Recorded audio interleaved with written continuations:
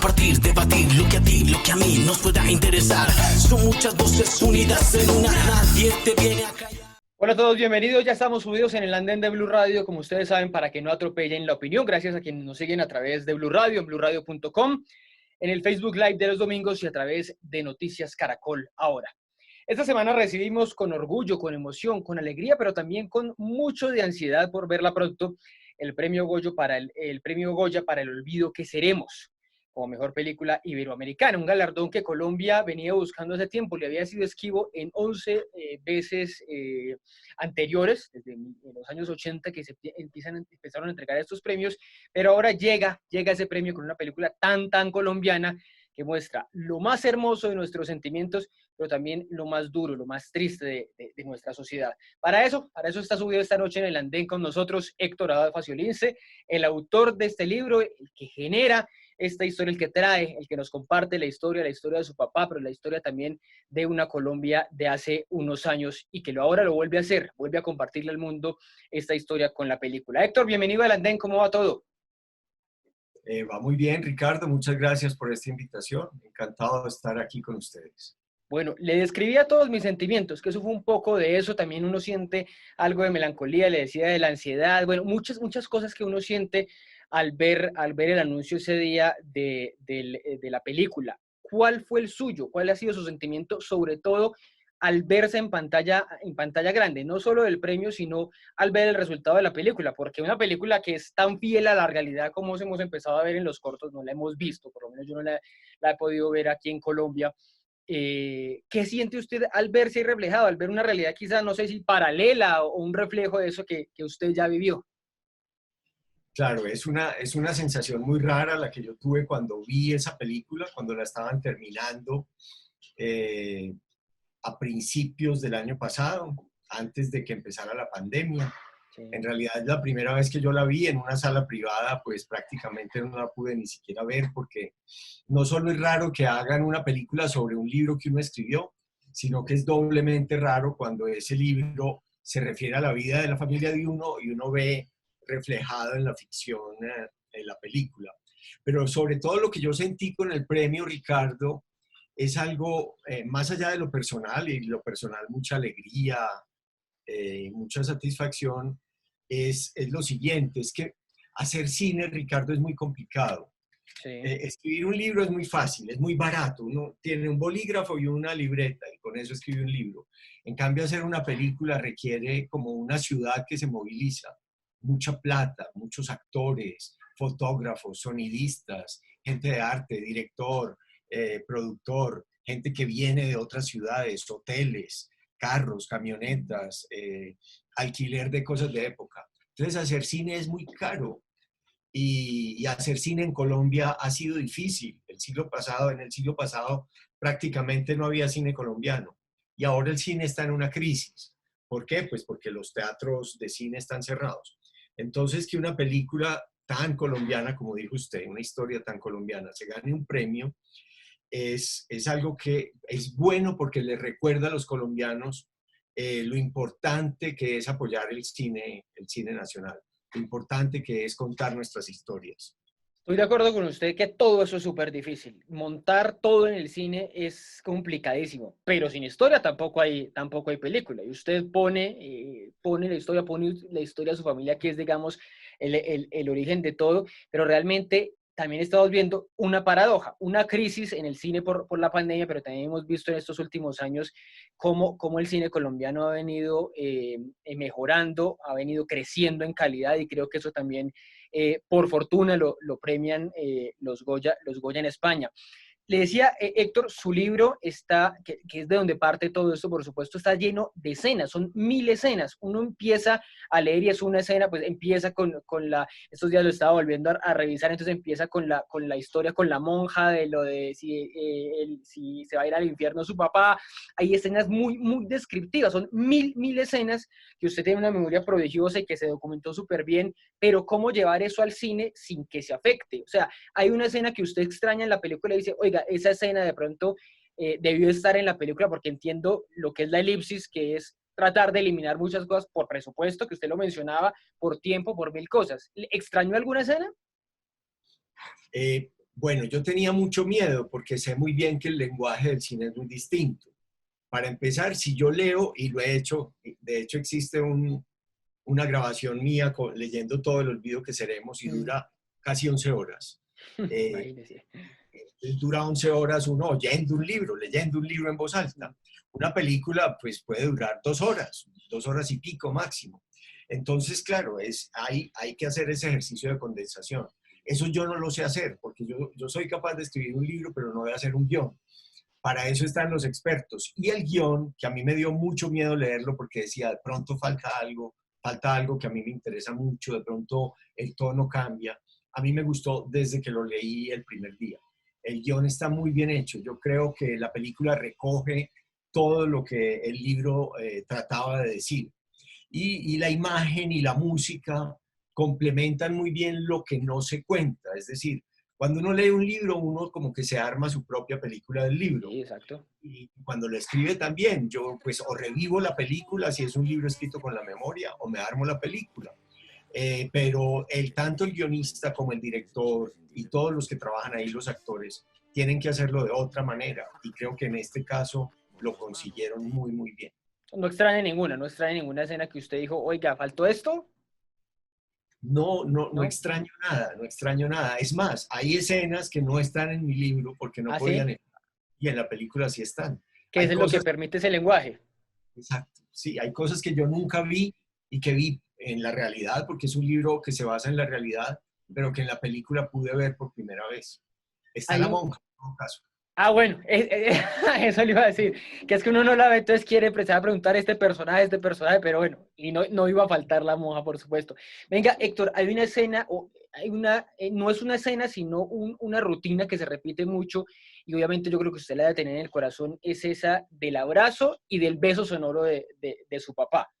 Eso que digamos, en el póster o en algunas de las imágenes que hemos abrazado al actor pequeño con Javier Cámara, pues se ve como esa relación tan entrañable.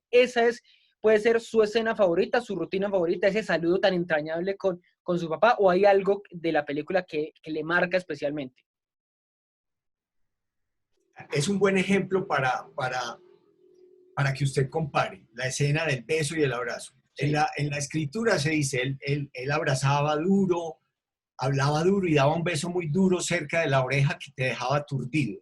Sí, señor. Digamos que un lector se tiene que imaginar que el beso lo aturde. En la película ellos podrían poner un sonido durísimo que aturdiera a todos los espectadores. Eso no pasa. Digamos que, porque sería muy molesto pues que a uno le pusieran un beso tal como suena en la oreja, bien, bien duro. Sí. Entonces hay como varios niveles. Un nivel de que en las palabras usted lo lleva a imaginarse cuando a uno lo aturden con un beso. Y en la película está hecho de otra manera. Pero digamos que a mí algo que me impresiona mucho y que puede que algunos espectadores piensen que sea trampa, es que yo cuento en el libro que salió en el 2006, que mi papá nos sometía a unas lavadas de manos como si fuera antes de una operación un médico. Y entonces en la película está esa lavada de manos larga, tal como mi papá nos obligaba a lavarnos las manos. Y hoy en día, y acuérdense que la película se hizo en el 2019 cuando no teníamos pandemia de que iba a haber una pandemia. Hoy en día pues a todos nos dicen que tenemos que lavarnos las manos largo, tal como mi papá me enseñó y tal como está en la película. Oye, le iba a preguntar justamente eso de la pandemia, Héctor. Su papá, si no estoy mal, su papá es de 1921, ¿cierto? Nació en 1921. Este año cumple un centenario. Cumpliría, como mi abuelo también era de 1921, entonces este año sería como el centenario exactamente de su natalicio. Pensando en que hace 100 años nació y imaginándoselo ahora, ¿cómo cree que habría llevado esta pandemia que le dio mucho la razón en muchas cosas? Usted pone un ejemplo básico, el del lavado de manos, pero hay mil razones, la importancia de la salud, los planes de vacunación, todas esas cosas, ¿cómo las estaría viendo y viviendo él hoy? Pues él decía que él había nacido en un pueblo por allá en las montañas tan apartado, que él sentía que tenía como 200 o 300 años, porque había nacido en un pueblo casi que medieval de las montañas de Antioquia, en Jericó, donde no había ni un carro, ni una máquina, y energía eléctrica muy limitada. Y él pasó entonces a vivir en el siglo XX y en el final de un siglo XX hipertecnológico, hipermedicalizado. Yo creo que él estaría viviendo esta pandemia pues en primera línea. Yo creo que en este momento él sería de los médicos que están luchando por vacunar la mayor gente posible en el menor tiempo posible para alcanzar la inmunidad de rebaño, estudiando sobre prevención y estudiando sobre tratamientos y estaría haciendo pues lo que hace una hija de él, una hermana mía que también es epidemióloga y que Sí. trabaja luchando contra la muerte. Es muy bonito lo que hacen los médicos. Esa lucha, exactamente, es una lucha realmente contra la muerte. Héctor, ¿alguna idea de cuándo veremos la película o todavía no sabe? Es que me decía a mí Gonzalo Córdoba, el productor y el que impulsó esta idea, y yo creo que tiene razón, que sacar una película a salas con la posibilidad de que la gente se contagie ahí y se enferme, una película que es sobre la higiene, una película que es sobre la salud pública, sería un contrasentido. Sí, Yo exactamente. creo que tenemos que esperar a poder ir tranquilos a cine, a poder ir sin miedo al que respira detrás o al que respira al lado o adelante. Cuando ya una buena porción de la población esté vacunada y podamos sumergirnos en la oscuridad de una sala que nos hace soñar, que nos da el color bien, el sonido bien, las imágenes bien hechas. Porque sí, ahora nos hemos acostumbrado a verlo todo o en el teléfono, o en estas pantallas, o en Netflix, o en no sé dónde, o en Caracol, o donde sea.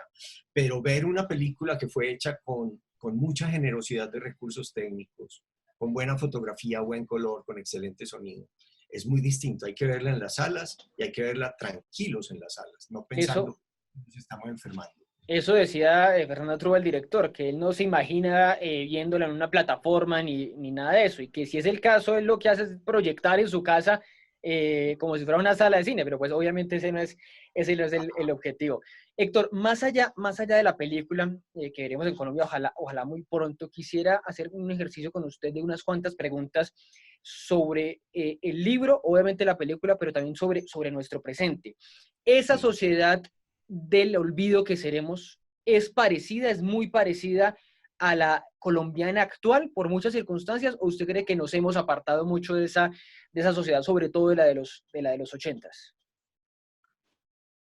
Bueno, yo creo que tenemos defectos, taras y problemas muy distintos. La sociedad, digamos, el libro termina en el año 87, después Sí, de la muerte de mi papá. Después vinieron años todavía peores. Los primeros años 90 fueron los peores años de la violencia política, mafiosa, paramilitar, de toda índole en Colombia. Y bueno, los que ya tenemos canas sabemos que venimos de una situación muy jodida. Los muchachos que hoy tienen 20 años, que nacieron con este siglo, piensan que no puede haber nada peor a lo que estamos viviendo. El asesinato de líderes sociales, bueno, los problemas de pobreza que hay, la gente que está fregada con esta pandemia.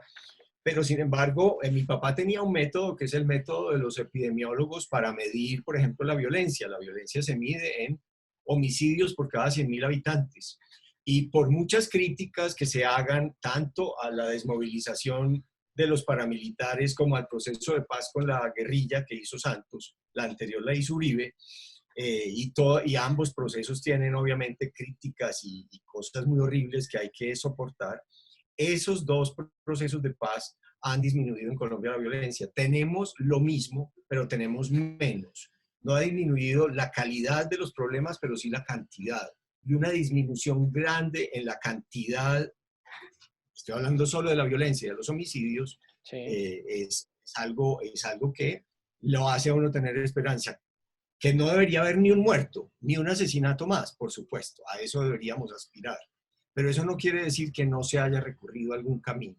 Tenemos los mismos problemas, pero los tenemos un poquito menos grandes. Héctor, mencionaba usted un tema específico, el del asesinato de líderes sociales, pero su papá era uno de ellos, en su momento era un líder social, un activista en muchos campos, y hay una similitud con lo que está pasando en estos momentos, el asesinato sistemático de líderes sociales, lamentablemente. Y ya que estamos hablando de imágenes, de escenas, hay una muy, muy dolorosa que ocurrió en Colombia en 2019, la vimos en Tierra Alta, Córdoba, cuando matan a una señora que se llamaba María del Pilar Hurtado. La matan frente a su hijo, que no debía tener más de 12 años el niño. Él llora, él le pega a las paredes, él le pega al piso. O sea, es un drama impresionante, una página dolorosísima, muy similar a la que también viven muchos colombianos que quedaron huérfanos y que escribe también usted también las últimas páginas del olvido que seremos. ¿Qué piensa usted de esos huérfanos que, al igual que usted lo son ahora, de esta violencia? ¿Qué mensaje les puede dar a esos que recién han perdido a sus papás? Usted que también pasó por un drama, un horror como esos. Sí, bueno, cuando uno es víctima directa de algo, cuando uno le matan a un hijo o a una madre o a un padre, a uno le importan un carajo las cifras globales. A mí qué me importa que hayan bajado los homicidios y me mataron a mi mamá. A mí qué me importa que las cifras de homicidios por 100.000 habitantes sean mejores hoy que hace 20 años si mi hijo es una de esas víctimas. Las cosas hay que vivirlas de dos maneras, de una manera con el dolor personal, y eso es lo que intenta hacer el cine y es lo que intenta hacer también la literatura, que las personas sientan, se metan en los pantalones, en la mente, en la falda de otra persona y sientan ese mismo dolor y comprendan que esa violencia destruye familias. Pero a los analistas políticos y a usted como periodista y a mí en este momento que usted me pregunta, tenemos de todas maneras el deber de decir que las masacres que hay hoy en día y las matanzas de líderes sociales, que son gravísimas, repudiables, y que el dolor de cada familia de las víctimas es igual de grande que el de los años 80 o 90. De todas maneras, en este momento no sucede un exterminio sistemático de toda una población, como ocurrió en los 80 y 90, por ejemplo, de los integrantes del partido de la UP. Ahora usted me habla de cientos de líderes sociales asesinados. Es gravísimo. En el caso de la UP eran miles y miles de integrantes de ese partido asesinados. Entonces yo estoy viendo el vaso medio lleno. Sí. Claro, usted es un conformista, ¿no? Yo no soy un conformista. Lo que no soy es un derrotista. Lo que no soy es una persona que quiera vivir todo el día en la indignación total sin reconocer ningún avance en la situación del país. Los que son muy jóvenes, como no saben de dónde venimos, no ven ningún avance en toda su vida, ven que todo está igual. Sin embargo, los que somos más viejos tenemos el deber de decir que tengan alguna esperanza porque algún avance sí ha habido y que luchen contra eso sin ningún conformismo, pero que no piensen que estamos en el peor momento y en el peor de los mundos posibles. Todo puede empeorar. Entonces tenemos que tratar de no empeorar. Okay. Esa es una gran enseñanza. Todo puede estar peor, quizá no, o quizá tocamos piso. En Colombia, mucho peor. Es decir, cuando aquí mataron a 3 candidatos a la presidencia de la República en un mismo año. En cuestión de meses, sí. Es decir, eso cuando aquí mataron en Medellín en el año 91 a 1.000 policías por orden de un mafioso, y los mataron uno por uno y les pagaban millones de pesos por cada policía asesinado. Cuando matan en una ciudad 1.000 policías en un año, puede que haya gente que se alegre con que maten policías. Yo no me alegro por ninguna muerte. Y eso fue espantoso. Y ese mismo año mataron 1.000 policías y 6.000 ciudadanos corrientes más en una sola ciudad. En atentados, en asesinatos, en de todo, en carros bomba, que era un drama muy, muy grande que había esos años. Oye, Héctor, otra cosa que si me permite hacer una comparación a esta sociedad actual, un relato que no sé si esta es la película, decía usted en algún momento, contando de la relación que tenía su papá con la Universidad de Antioquia, el papel que jugaba allí en la Asociación de Profesores, contaba usted que a Carlos Gaviria le cobraron que dijera en su momento que era más irracional la muerte de un estudiante que la quema de un edificio. Un dilema similar está pasando en Colombia recurrentemente cada que hay manifestaciones. Entonces se habla de por qué se indigna más la gente por la quema de un CAI que por el asesinato de 8 jóvenes esas noches en Bogotá. O se dice que por qué se indigna más la gente porque se pintan unas paredes a por qué hay feminicidios, por qué hay asesinato de mujeres. ¿Usted cree que estamos en ese mismo dilema, que es un dilema similar ese que planteaba usted en palabras de Carlos Gaviria? Bueno, esa escena del asesinato del estudiante y de la quema del edificio administrativo de la Universidad de Antioquia está. Sí. Ahora, estando de acuerdo con lo que dice Carlos, es mucho más grave el asesinato que el incendio. Yo sí me preguntaría de qué sirve adicionalmente la quema del edificio o de una iglesia.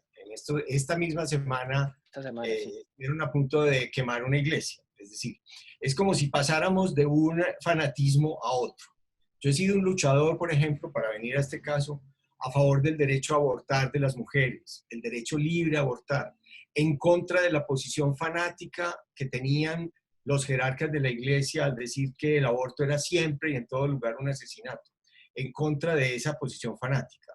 Pero no puede haber ahora también una posición fanática simétrica que diga que la iglesia no puede tener la opinión libre de que el aborto sea un asesinato. Es decir, la iglesia puede pensar y cualquier ciudadano creyente puede pensar que el aborto no le gusta, no lo va a ejercer, no lo va a defender y está en contra de él porque lo considera un crimen. Y no por eso se pueden, ni en el caso de los contrarios al aborto, ir a quemar clínicas donde se hacen abortos, ni en el caso de los favorables al aborto, ir a quemar iglesias porque la iglesia defiende esa posición. La posición liberal, que es la que yo defiendo, es una posición donde cada cual puede sostener su opinión libremente, tanto el que está en contra del aborto como el que está a favor, y ninguno tiene derecho ni a quemar clínicas de aborto ni a quemar iglesias. De acuerdo, que es una posición, digamos, que muchos dicen, no, es que porque miren... Es tibia, pero no Ah, es bueno, tibia. tibia, Unos sí. derechos fundamentales. Si uno ve los derechos de los enemigos ideológicos de uno y los respeta y los hace respetar, puede defender los propios derechos con más fuerza. No, le decía que es una opción también que muchos ven que por qué esa escala, que por qué van a ver más grave una cosa que la otra, pero viendo las luchas sociales, pues las dos en últimas terminan siendo violencia o terminan aportando a la violencia, la quema de una cosa o el asesinato la quema de un lugar o el asesinato de una persona. Creo que podemos convivir con opiniones distintas. Ni el aborto puede estar prohibido, ni el aborto puede ser obligatorio, ni la defensa del aborto puede ser obligatoria. No tenemos que pensar todos igual. No tenemos que cancelar la opinión de nuestros adversarios ideológicos. Esa opinión tiene todo el derecho a existir y debemos, como mínimo, tolerarla y respetarla como opinión, no respetarla en el sentido de que no se contradiga, contradecirla, pero respetarla como opinión y no quemar a nadie, en el sentido que quiera de la palabra quemar. Héctor, volviendo a la película, pero también quizá al primer, digamos, intento audiovisual que hubo con el video que tenemos, que fue Carta a una sombra, ¿no? Carta a una sombra fue un documental, ¿no? De su hija, de Daniela. De Daniela y Miguel Salazar, sí.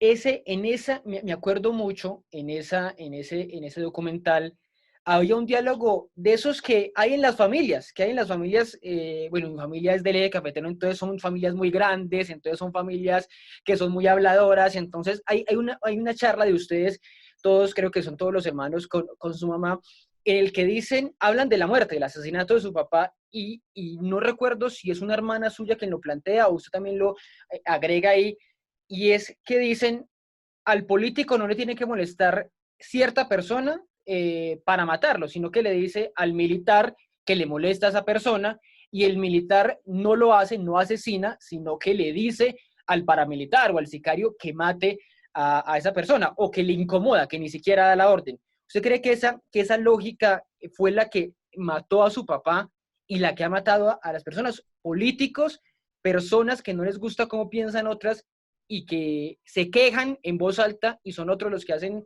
digamos, para poner esos términos muy feos, muy despectivos, ese mandado, entre comillas? Yo creo que esa lógica permanece. Y creo que sí, que los colombianos tenemos un uso muy violento de las palabras y que ese uso muy violento de las palabras por parte de políticos, por ejemplo, que tienen poder de convicción, el uso violento de las palabras en reuniones sociales, en clubes, en aviones, en la calle, donde sea, donde se afirma de un modo despectivo, tajante y deshumanizante que cierto tipo de personas no deberían seguir jodiendo, para decirlo así en términos Directos. muy directos, Sí. pero sin decir a esa persona hay que matarla. Muchas veces no es necesario.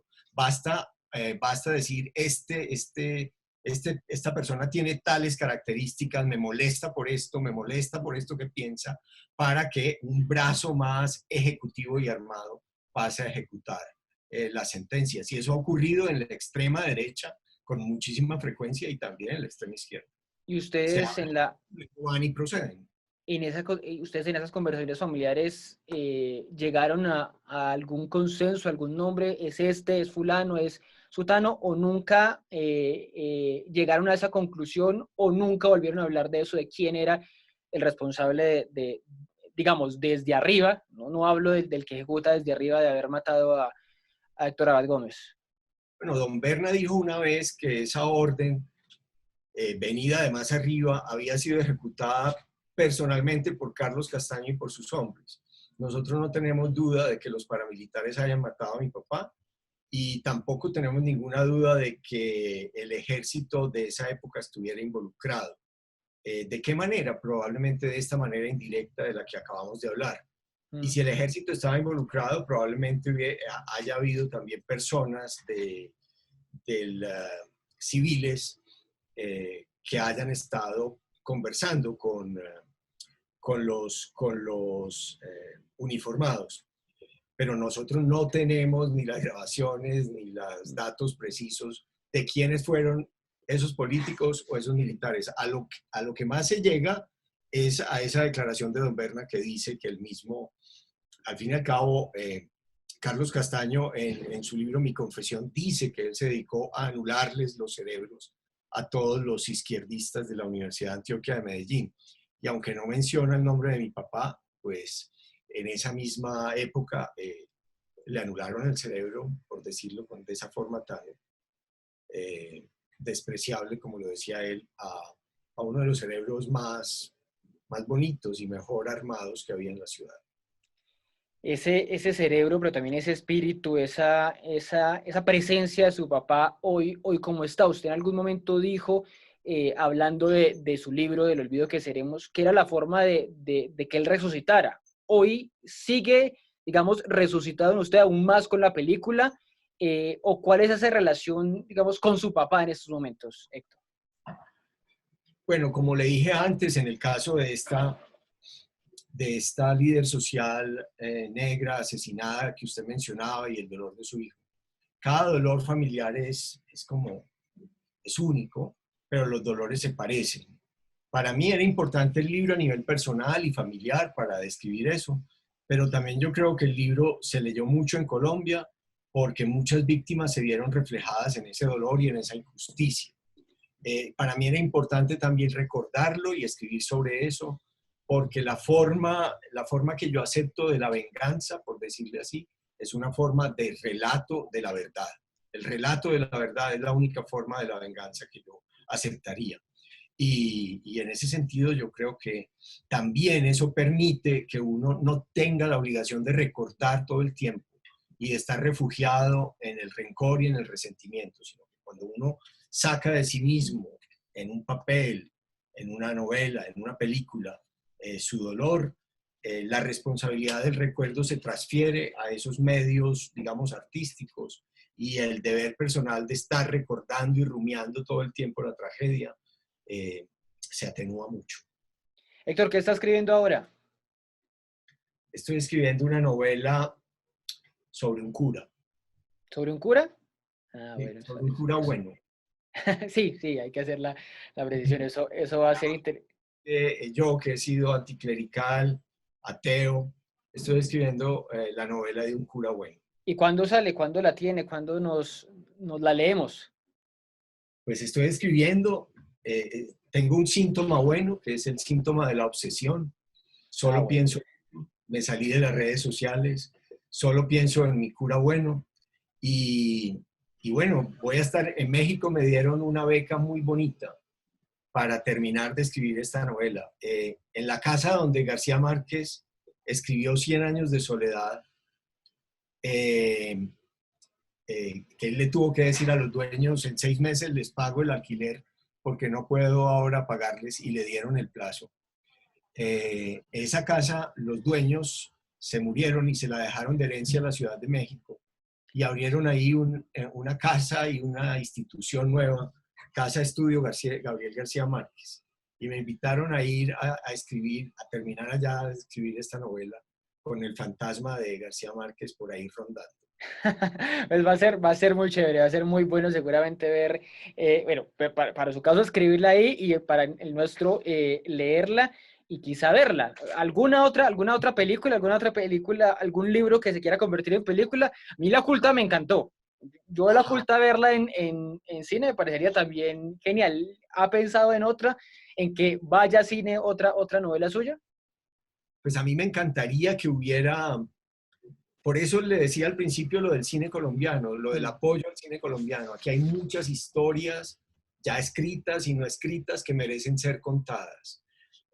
A mí en San Juan de Puerto Rico me habían hecho también una película sobre fragmentos de amor furtivo, fue mi primera experiencia. Hay un grupo de productores en Bogotá que lleva años tratando de conseguir la plata para hacer Angosta. Angosta, sí. Y me encantaría que algún día se hiciera La Oculta, pero como le digo, es que el cine es muy caro. Una novela uno la escribe con estas herramientas. El cine se necesitan cientos de millones de pesos para que una película se pueda hacer. Es una monstruosidad realmente, una monstruosidad hacer cine por todo, por las dimensiones, no solo de la pantalla, sino de lo que uno termina invirtiendo, dedicando, en fin, todo ese preproducción y postproducción. Pues Héctor, una delicia poder charlar estos minutos con usted aquí en el andén de Blue Radio, y pues nos estaremos hablando cuando ya esté rondando por ahí el cura bueno. Bueno, listo. Ricardo, un abrazo y gracias. Bueno, lo mismo para usted. A ustedes muchas gracias por acompañarnos estos minutos. Ya seguimos aquí en el andén de Blue Radio para que no atropellen la opinión. Si ustedes los jóvenes no asumen la dirección de su propio país, nadie va a venir a salvárselo, nadie. Súbete al andén que no atropellen tu opinión. Seguimos en el andén de Blue Radio, como ustedes saben, para que no atropellen la opinión. Gracias por seguir con nosotros. Vamos a hablar ahora en el espacio del debate de una de las noticias más grandes de esta semana, que fue lamentablemente esa confirmación de que evidentemente existirían algunos menores de edad en el bombardeo ocurrido en el departamento de Guaviare. Y ponemos el acento en el existirían porque se conocieron esas denuncias por parte de algunos miembros de la oposición al gobierno del presidente Duque, según las cuales serían muchos menores, hablaban incluso de unos niños de 9, de 10, de 12 años, que evidentemente pues clasificarían como menores de edad ante el derecho internacional humanitario. Sin embargo, a la fecha, Medicina Legal no ha certificado ni lo uno ni lo otro y se mantiene ahí la duda sobre la posibilidad de que hayan sido víctimas menores de edad de ese bombardeo, víctimas por doble lado, reclutados y después bombardeados. Pero lo que sí es concreto y lo que sí es un hecho fueron las declaraciones, la entrevista que dio el ministro de Defensa Diego Molano, contando sobre el bombardeo, pero también hablando de los hipotéticos, qué pasaría si el gobierno se conociera de algún bombardeo, cuál es la percepción que tiene él particularmente sobre estos menores de edad que dice él pasan de ser víctimas a victimarios en el momento en que están metidos en estos grupos armados, en este caso de las disidencias de las FARC. Para todo eso, para hablar de todo eso, de qué pasó, si el ministro justificó el bombardeo, un eventual bombardeo de niños, si hay mentiras del lado de la oposición que está intentando desprestigiar al ejército, que también es otra de las opiniones desde el otro lado, vamos a hablar esta noche y para eso están subidos, ustedes los ven allí, están subidos María Camila Arango, están Eduardo Torres y está también Carlos Flores, para hablar esta noche en el andén de esa denuncia que se conoció y lo que se ha conocido posteriormente, de las aclaraciones que han venido desde el gobierno, desde el bienestar familiar, desde el medicina legal, que todavía no ha dado información concreta sobre eso. Y empiezo preguntándoles, esa es la pregunta concreta: ¿son víctimas los menores de edad que eventualmente estén metidos dentro de las disidencias de las FARC? ¿Son víctimas, son victimarios? ¿El gobierno tiene la legitimidad de bombardear en esos lugares? Y empiezo preguntándole a Carlos. Carlos Suárez, buenas noches, ¿qué tal va todo? Ricardo, un saludo a todos los que nos escuchan en estos momentos, a los que nos ven, a María Camila, a Eduardo y a los de El Andén Blue. Por supuesto que son víctimas, pero son víctimas de las FARC, son víctimas de los grupos terroristas que están reclutando a estos niños y que los están utilizando como escudos humanos para protegerse. Pero por supuesto que el ataque fue legítimo. La operación Fereidón, que fue en Calamar Guaviare, está protegida por el derecho internacional humanitario. Adicionalmente, Ricardo, es importante aclarar que no es una opinión, sino que es un hecho. Ya se aclaró que la oposición, cuando salió a decir que eran 12 los menores de edad que habían sido bombardeados, fue una total mentira. Hasta el momento solamente se ha confirmado que hubo una sola joven menor de edad, 16 años. El artículo 38 de la Convención de los Derechos de los Niños protege a los niños menores de 15 años, prohíbe su reclutamiento, pero adicionalmente el artículo 8 del Estatuto de Roma también indica que es un crimen de guerra reclutar a estos menores. Entonces, por supuesto que son víctimas, pero son víctimas de los terroristas, de las FARC, que los están reclutando como escudos humanos. Carlos, pero usted dice que eso ya está aclarado. ¿No hay unos padres de familia que todavía están diciendo no encuentro a mis hijos? Hay unos nombres, unas tarjetas de identidad publicadas, pues sí, por la oposición, pero porque fue una denuncia hecha desde el departamento del Guaviare. Y nos dicen que en ese bombardeo podía haber en ese campamento 30 personas. ¿Usted cree que no hay ahí todavía una duda razonable de si en esas otras personas, que por las proporciones tan grandes del bombardeo pudieron ser víctimas menores de edad? Pues ojalá se aclare pronto, y lamentamos si en caso tal que hayan muerto más menores de edad, pero hasta el momento lo que ha dicho Medicina Legal es que los cuerpos que tienen solamente es un menor de edad de 16 años, una joven de 16 años, y como lo decía, el derecho internacional humanitario legitima al Estado colombiano para realizar acciones legítimas contra esos grupos que, al hacer parte de la sociedad, la sociedad civil tiene una protección especial por el derecho internacional humanitario, pero cuando hacen parte de un grupo armado y tienen más de 15 años, pierden esa protección y por lo tanto el Estado tiene toda la legitimidad para atacar a esos grupos. Claro, le decía, no es la primera vez que hablamos de esto, incluso en este gobierno, el gobierno del presidente Duque. El ministro Botero se cayó por cuenta, bueno, por ocultarlo, aquí se contó por cuenta de esta denuncia, se cayó por ocultar esa información. No hay una falta de profesionalismo, una falta de rigor, una falta de muchas cosas dentro de las fuerzas militares a la hora de realizar estos ataques que no incluyan a menores de edad, porque es que lo que termina diciendo el ministro de Defensa, que es la otra, lo que sí es concreto y lo que sí lo ha dicho tajantemente en varios medios de comunicación donde habló durante estos días, es eso, que él de alguna manera entendía y justificaba que como eran victimarios ahora estos menores de edad, pues había razón para atacar. Claro, lo que pasa es que si nosotros nos ponemos en la posición de que no podemos atacar en aquellos campamentos donde no se ha probado de que hay un menor de edad, entonces lo que estamos haciendo es legitimando el reclutamiento de menores. ¿Qué van a decir estos bandidos de las FARC cuando se den cuenta que el Estado, por una simple duda razonable, es decir, porque no puede comprobar si hay menores o no hay menores de edad en un campamento, no ataque? Pues por supuesto lo que van a hacer es que van a empezar a reclutar a muchos más menores de edad para usarlos como escudos humanos, como lo están haciendo. Entonces no podemos dar ese incentivo perverso en donde les decimos a los criminales, sigan reclutando, que mientras más menores de edad tengan en sus campamentos, pues no los vamos a atacar. Camila, su opinión sobre esto que ocurrió, sobre esta denuncia, el desmentido de momento con la información que da el ejército, pero también la duda que se mantiene, sobre todo en las familias del departamento del Guaviare, y la duda que persiste sobre si estos hechos se van a repetir y si el gobierno, el mensaje que envía es que va a seguir atacando eventualmente campamentos donde haya menores de edad. Camila. Bueno, Ricardo, buenas noches a ti, muchas gracias por la invitación, a Carlos y a Eduardo, mucho gusto. gusto. A todos los que nos están escuchando, muchas gracias por acompañarnos, y para responder tu pregunta inicial, yo sí creo que los jóvenes son víctimas, pero no son solamente víctimas de reclutamiento forzoso, también son víctimas de un Estado que no ha llegado a las regiones distantes, a los centros urbanos, y tener que escoger entre su vida o la colaboración con un grupo armado, pues no es una decisión sencilla para nadie, ni tampoco creo que sea algo que ellos hayan buscado. En el caso, como tú decías, se confirmó que había una niña menor de edad, 16 años, que discrepó de lo que dice Carlos, es decir, más allá de las normas del derecho internacional, tenga 9 años o tenga 16, eso no justifica su muerte en estas circunstancias, sea una o sean 12 o sean 24 niños o menores de edad los que habían en el campamento.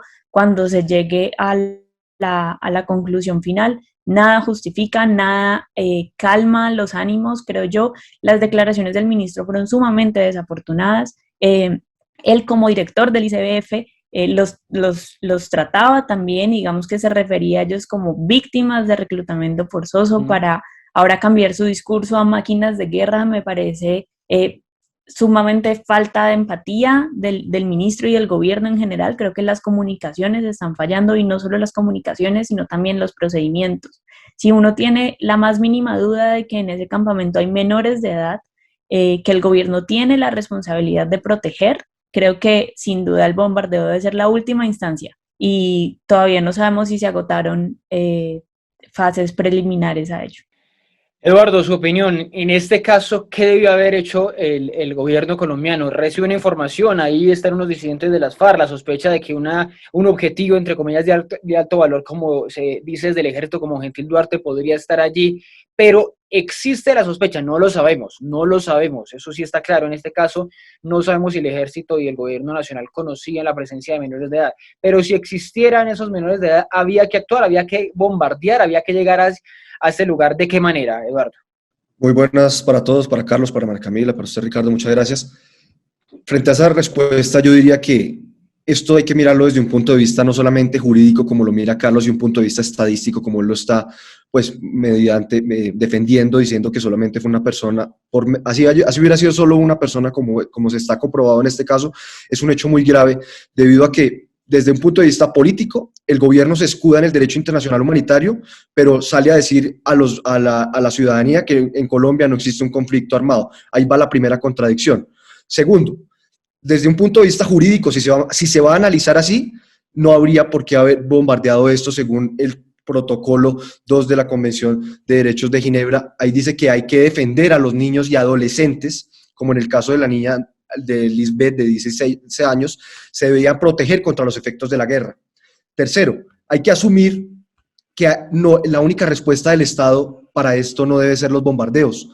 Si uno mira la entrevista que dio el padre de esta niña hoy a los medios de comunicación, él dice que la niña se fue de la casa hace unos meses debido a que no había internet, y se fue en busca de ello, se fue a Guaviare, se fue a Calamar, y ya vengo a explicar otra razón allí estructural. Se fue a buscar internet, y resulta que allá la reclutaron forzosamente. Yo no voy a negar la responsabilidad de las FARC. Yo, por supuesto, que voy a repudiar este hecho de las FARC del reclutamiento forzado, pero el Estado colombiano debe trabajar para que las causas estructurales del conflicto, como lo es un factor institucional por la falta de un colegio, que fue lo que hizo que esta niña saliera de su casa a buscar el peligro a ese sitio donde termina reclutada forzosamente, eso no debió haber ocurrido. Y ahí el Estado debe asumir un mensaje diciendo, sí, hay un factor institucional aquí, y es que faltó un colegio, faltó una señal de internet, faltó darle oportunidades a esta niña. ¿Y qué oportunidad fue la que recibió esta niña? Fue bombardeada por culpa de un reclutamiento forzado del cual ella fue víctima. Y ahí viene el otro mensaje. Esta niña no debe ser tratada como una máquina de guerra. Estoy seguro que el sueño de esta niña no fue ser una máquina de guerra, como lo dice en el mensaje el señor ministro de la Defensa, sino que seguramente esta niña tenía el sueño de ir a estudiar, y allá, ante la falta de oportunidades, pues fue reclutada forzosamente por culpa de este grupo guerrillero. Aquí abro un poco la discusión para escucharlos a todos por un punto, y es la amenaza existente. El ministro ha dicho varias veces que había una amenaza terrorista por parte de esto. Entonces, ¿qué hacíamos? ¿Qué hacíamos en este caso? Si no se atacaban, no existía la amenaza, y le pregunto a Carlos, de que ocurriera un atentado o un secuestro, una extorsión por parte de este grupo ilegal o esta célula de las disidencias de las FARC. Pero también desde el otro lado, no fue desafortunado el mismo mensaje del ministro de Defensa al hablar de niños como máquinas de guerra. Ricardo, en efecto, en el bombardeo, cuando llega la fuerza pública, encuentran unos computadores y esos computadores demuestran que tenían decenas de planes para realizar ataques terroristas en distintas partes del país. Eso es algo grave y eso se pudo evitar con este bombardeo. Es decir, aquí hay resultados concretos de protección a la sociedad civil, que fue haber logrado capturar a varios de los combatientes, haber logrado incluso, digamos, coger estos computadores y haber evitado decenas de atentados terroristas que ellos estaban planeando. Frente a lo que dice María Camila y Eduardo, por supuesto que acá hay unos problemas estructurales de nuestro país que debemos ir solucionando, pero no solamente nos podemos quedar con ese tipo de solución, tienen que ser soluciones de corto y de mediano plazo. Ese es el gobierno que más ha invertido en educación en la historia. Ese es el gobierno que está llevando Internet a las zonas más aportadas del país, porque duramos 8 años donde teníamos un gobierno, recordemos el escándalo, que entregaba tabletas a los niños de las zonas rurales y después se las quitaba y nada más se tomaban Carlos, la foto. Pero estamos hablando de un atentado contra justamente esos niños, contra esos niños reclutados, contra esos niños que eran víctimas del mismo Estado. Muy bien que entreguen tabletas y que llenen Internet a muchos lados, pero de este caso, Carlos, no, hay un hecho todavía en investigación y por ahí se refugia el gobierno en lo del derecho internacional humanitario, pero hay un hecho que además es reincidente. ¿Eso no es lo más grave, que es reincidente? Pero entonces ahí está la otra cara de la moneda, Ricardo, y es entonces, ¿qué hacemos? Nos quedamos cruzados de brazos donde no hacemos nada frente a este hecho concreto y permitimos que se incentive el reclutamiento de menores. Es que, repito, decirle a los bandidos que no los podemos atacar mientras hayan menores de edad es decirles que sigan reclutando niños. Y por supuesto que aquí sí el ministro de Defensa ha sido muy claro en que no hay o no tenía ningún conocimiento previo de que existieran niños en el campamento. Y seguramente, si hubiesen tenido la certeza de que había menores, como pues al parecer hubo una sola hasta el momento, seguramente el ataque hubiese sido de una manera diferente. Sin embargo, no había conocimiento y al no tener conocimiento, no tener esa certeza, pues no podemos quedarnos cruzados de brazos. Y no quedarnos cruzados de brazos no quiere decir lo que decía María Camila y Eduardo, es que hay que llevar educación, hay que llevar internet, hay que llevar todo. Por supuesto que hay que hacerlo, pero eso no puede ser la única medida y eso lo está haciendo el gobierno, pero eso no puede ser la única medida. Son más medidas que tienen que hacer y una de esas es neutralizar a esos bandidos, porque si no se neutralizan, entonces hubiesen ejecutado los planes que estaban en los computadores. Y por último, Ricardo, también, ojalá también estuviésemos hablando de los 3 menores que en ese mismo operativo fueron rescatados y hoy están en custodia del ICBF. Eso no lo estamos hablando. Entonces los periodistas, con el perdón de Ricardo, pero los medios de comunicación se centran en hablar de las palabras, de temas formales, que son las palabras. Pero es que hay unos niños muertos, máquinas de guerra, pero no hablan de los temas de fondo. Ustedes saben a los cuántos años fue reclutado Gentil Duarte, a los 17, Alias Gavino, a los 14 años. Por eso. Por supuesto que hay que protegerlos. ¿Y esa es una justificación? O sea, como lo reclutaron. La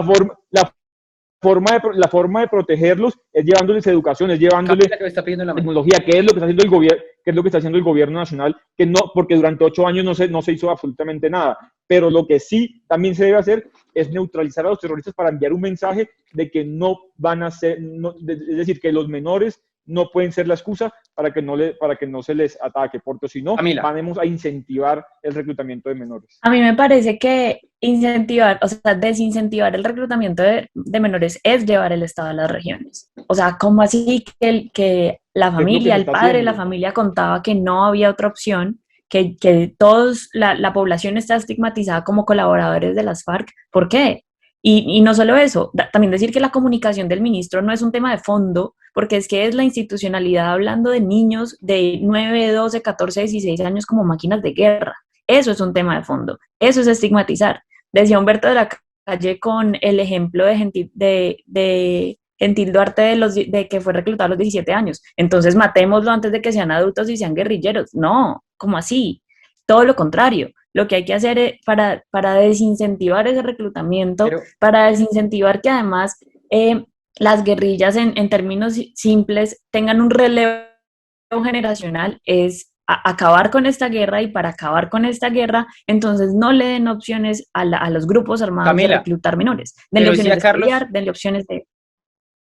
decía Carlos, que pena le interrumpo ahí, decía Carlos que todos esos temas de estudio, de educación, de darles unas garantías mínimas es de largo plazo, y mientras tanto hay que hacer algo para detener, por ejemplo, eso, el reclutamiento. ¿No cree que pensar en todas esas cosas que debe hacer el Estado es no solucionar el problema, ya que es el reclutamiento que estamos viendo? Ocurrió el año pasado, 86 niños reclutados nada más y nada menos el año pasado. A mí me parecen pañitos de agua tibia decir que son soluciones a largo plazo porque llevamos 50 años en la misma guerra. Si 50 años no es un largo plazo, pues entonces, ¿qué lo es?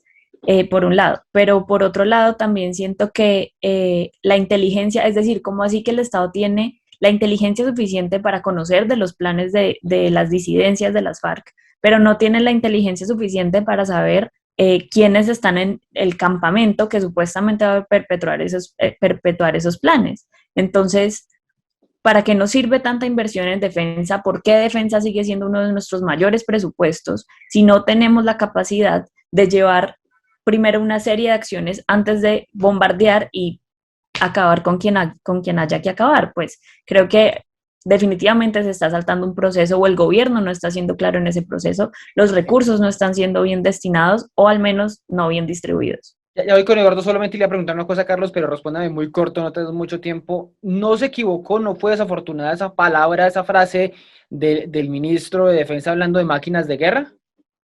Yo estoy convencido que a lo que se refiere el ministro es que potencialmente se pueden convertir en máquinas de guerra, porque es que los bandidos de las FARC los reclutan para convertirlos en lo que después se convierte Gentil Duarte, en lo que después se convierte alias Gavino. Entonces, potencialmente los están convirtiendo en máquinas de guerra. Bueno, es potencialmente, dice usted. Escuchando la declaración del ministro es distinto a lo que dice Carlos, porque él menciona 3 veces en su misma declaración que los niños son máquinas de guerra. Entonces, aquí más allá de si tenía razón por las consecuencias que se hubieran dado de no haber hecho ese atentado o no, lo que uno ve es que un gobierno, primero, que desconoce el territorio, porque habla que los niños son máquinas de guerra cuando los niños son víctimas de que hay un segmento de la población que no tiene oportunidades y que puede llegar a decidir tomar ese camino del reclutamiento, y que los reclutan forzadamente, y esta guerrilla se aprovecha de esa falta de oportunidades y los niños terminan llegando allá. Pero lo que uno ve es un gobierno que le habla no a un país, no le habla a esos territorios, sino que es un gobierno que le habla a sus bases electorales.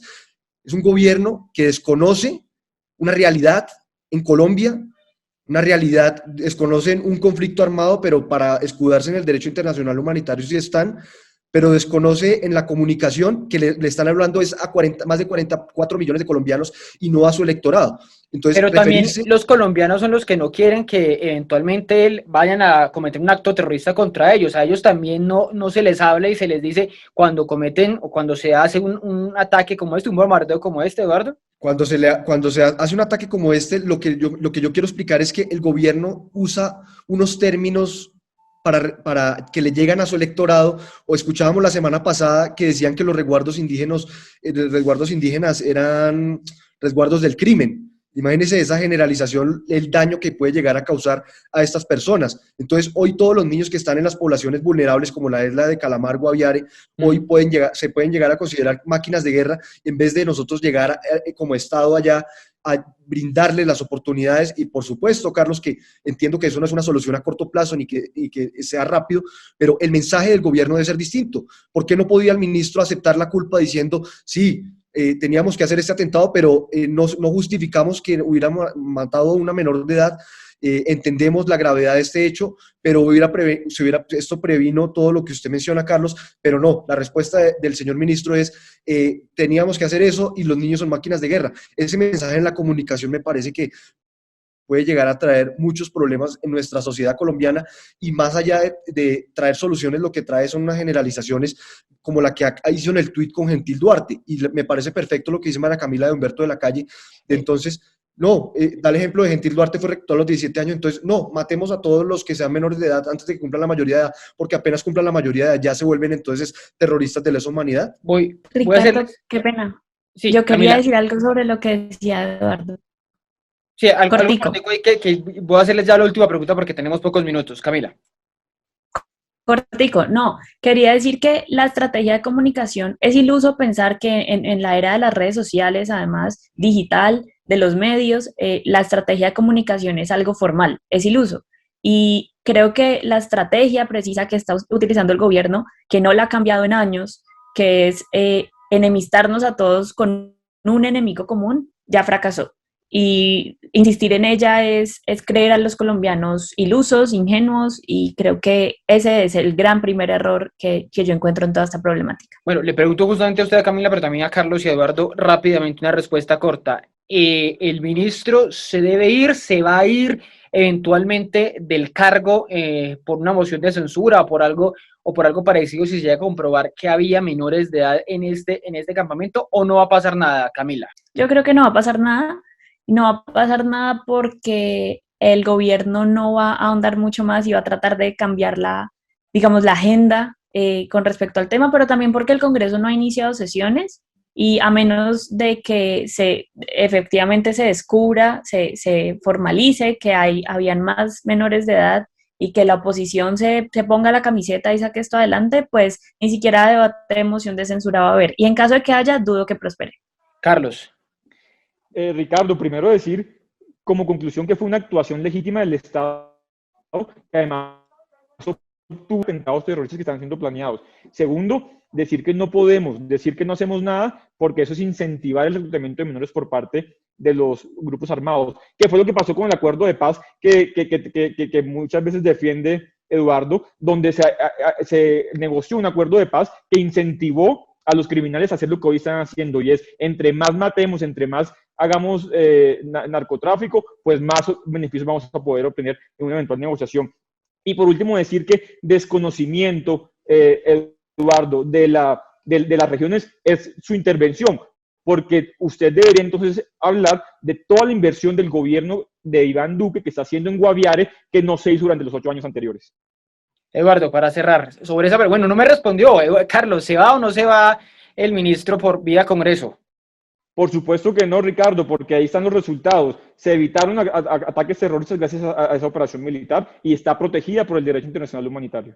Eduardo, rápidamente, ¿se va o no se va el ministro? ¿O se debería ir o no se debería ir? No se va a ir, pero esto es lo que nos va a tocar esperar hasta que se acabe este gobierno, digamos, porque es la dirección de este gobierno. Esto es un hecho repetitivo, esto era para que nunca se hubiera vuelto a repetir desde el hecho de aquel ministro Guillermo Botero, esto era para que nunca lo volviéramos a ver, pero lo que uno sabe es que uno no puede esperar ya mucho, según lo que ya tocas esperar hasta el 2022, cuántas veces más nos va a tocar ver estos hechos. Carlos, que me está pidiendo la palabra rápidamente. Simplemente una pregunta para Eduardo, si él de pronto con esta misma vehemencia también criticó cuando en el gobierno de Juan Manuel Santos realizaban ataques a los bandidos y también caían menores de edad. Claro que sí lo hacía, Carlos, también, porque yo repudio hoy y siempre los ataques contra los niños de Colombia y lo haré toda la vida.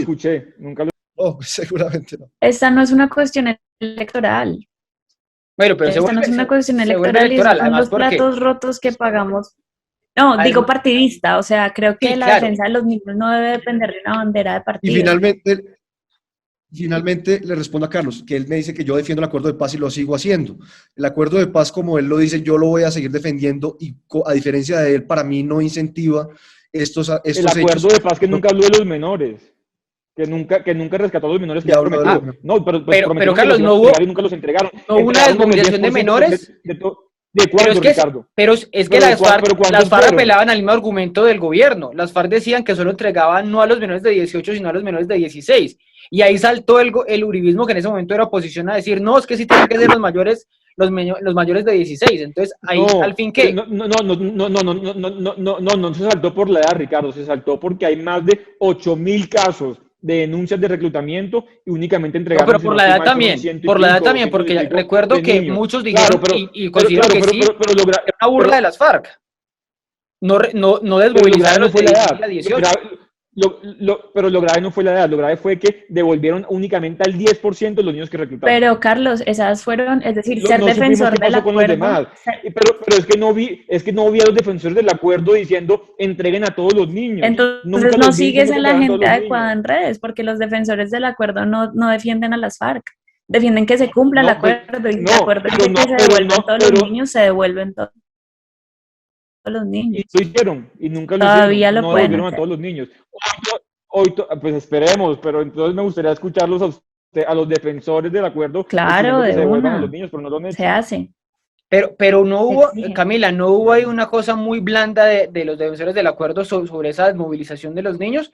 No hubo una cosa que faltó con más contundencia de parte del gobierno del momento, de los negociadores de paz del momento, contra el gobierno, contra las FARC en ese momento para que entregaran los niños. Sí, sin duda. Y yo creo que una de las grandes fallas del acuerdo de paz y la razón por la que hoy no está, digamos, tan avanzado en su cumplimiento e implementación es lo cómodo que fue Juan Manuel Santos y el gobierno de Juan Manuel Santos en los últimos años al no implementarlo.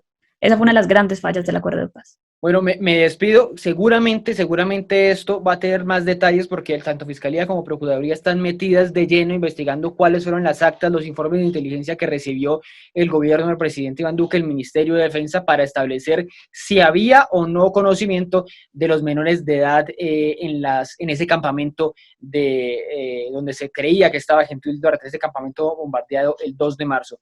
Pues a Carlos, a Camila, a Eduardo, muchas gracias por estar subidos esta noche en el Andén. A ustedes también muchas gracias por acompañarnos. La próxima semana otro debate y otro personaje aquí en el Andén para que no atropellen la opinión.